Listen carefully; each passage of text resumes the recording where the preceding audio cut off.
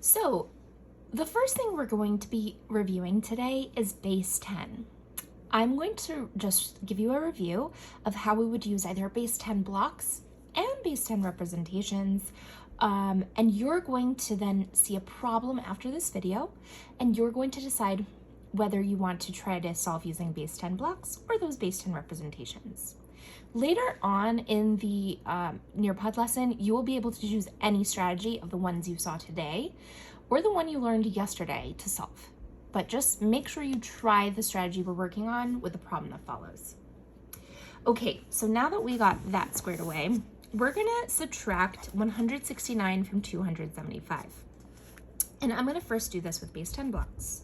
So I know I have to make my larger number first because I'm going to be taking this number away from this number. So we're making the 275 with the blocks because I will be taking 169 away from it. So I'm gonna show 200 here. That's my 200. 20, 40, 60, so that's 70. And then I have 2, 4, 5. That's 275.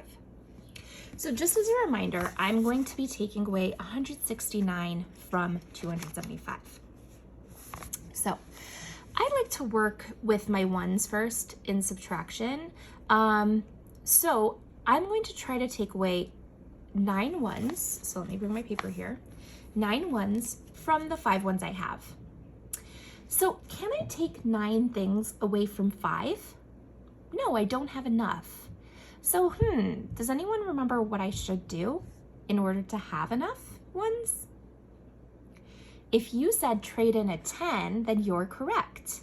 I'm going to trade 1 10 stick in for 10 ones, I'm sorry, my brain.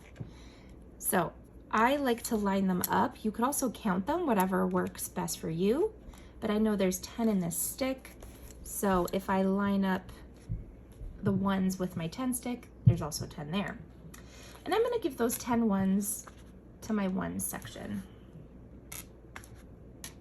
Can I take away 9 ones now? Yes, I can. Remember, that 10 stick that you traded in has to go away because it's no longer in the problem. So now I'm going to take away those 9 ones. So 1, 2, 4, 6, 8, 9 ones gone. So I took away my 9 ones. Now it's time for me to take away my 6 10s. Can I take 6 10s from, I have 6 left? Yes, I have enough to take them away. So I can give all of my 10s. And then I have to subtract my hundreds. So I have to take away 100 from the 200. So I see that I am left with 100, 2, 4, 6. So that's 106 as my total, or as my difference. Total is an addition. So 106 is my answer. So now what I'm going to do is I'm going to make base 10 representations. So I'm going to start by drawing my hundreds. And remember, it's your choice whether you want to use the physical blocks or you rather do the drawings. It's completely your choice. And it's the same system. I would start by drawing my hundreds in 275. Then I would draw my 10s, 1, 2, 3, 4, 5, 6, 7. Remember, I like to draw a row of 5 each time. This way it's easier for me to count. And then 5 ones, 1, 2, 3, 4, 5. Okay. I still have to take 169 from this number. So what I'm going to be doing is I'm going to start with my ones. Again, I have 5 ones. I cannot take 9 away from those 5 because I don't have enough. So I have to go over and trade in one of my 10 sticks for 10 ones. 5, 6, 7, 8, 9, 10. So I would cross off a 10 and just draw out 10 ones. And now I have enough to be able to subtract 9. So I could take a whole 5 away, and another 4 would give me 9, and I'm going to circle what is left. I have 6 left, excuse me, which matches the answer that I got when I used my blocks. I have to keep going. So now I have to take 6 10s away from my 10s place. So I have 1, 2, 3, 4, 5, 6. So I crossed off my 6 10s. I have no 10s left. And now I have to take away my 100 from my 200.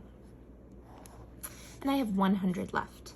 So if I bring down what is circled, 100 plus 6, it'll give me a total of 106, which matches the answer I got when using base 10 blocks.